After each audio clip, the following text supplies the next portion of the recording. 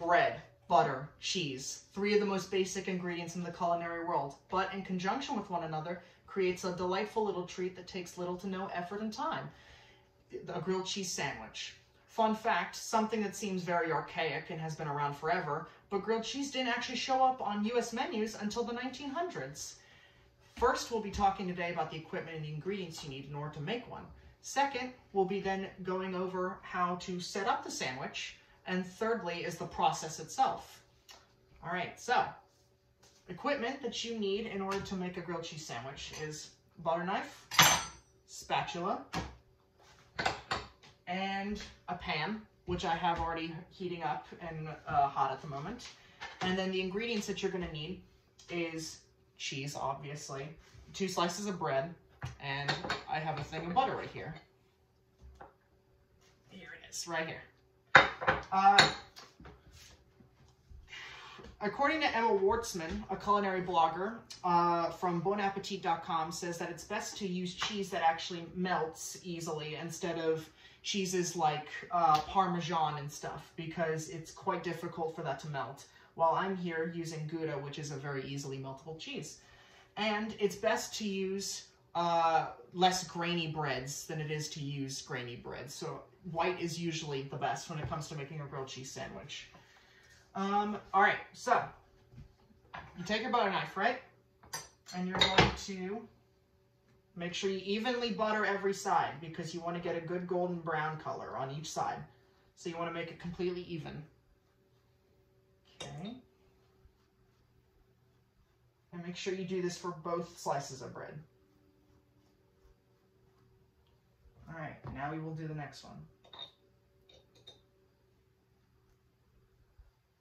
Okay. Again, you want to make sure that's completely even.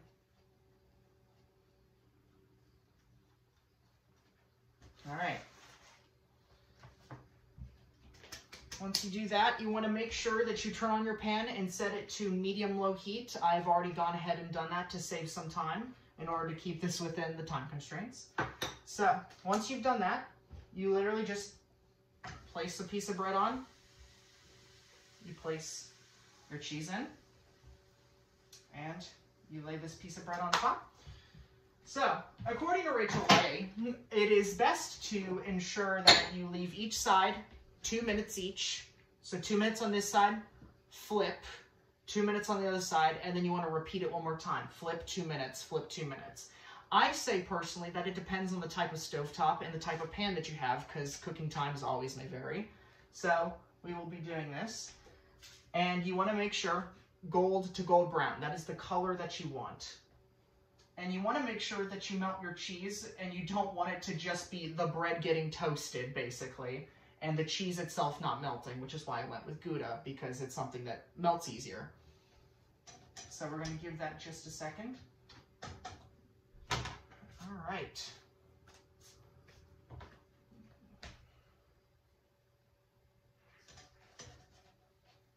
All right. And funnily enough, it seems that the cheese is already melting on this side. We want to give it a check. You make sure you want to check it every now and then. Say, look at that, gold brown color with a little bit of black, but that depends on if you want it a little crispy or not. So we'll let this sit for a tiny bit more. Here, make sure you grab a plate as well. All right. And it seems you can kind of poke at the undersides of the bread with the spatula to make sure if it's crispy or not, if it's been toasted. See, that feels kind of solid. Yep.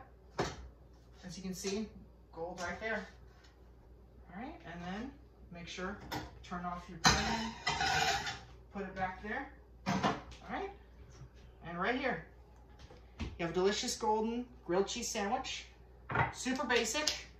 Once you master the basics and you get used to it, you can start to experiment with the types of bread and the types of cheese, and you can put other ingredients on it like tomatoes or bacon or whatever you may want on it. And it's something that takes little to no time to make.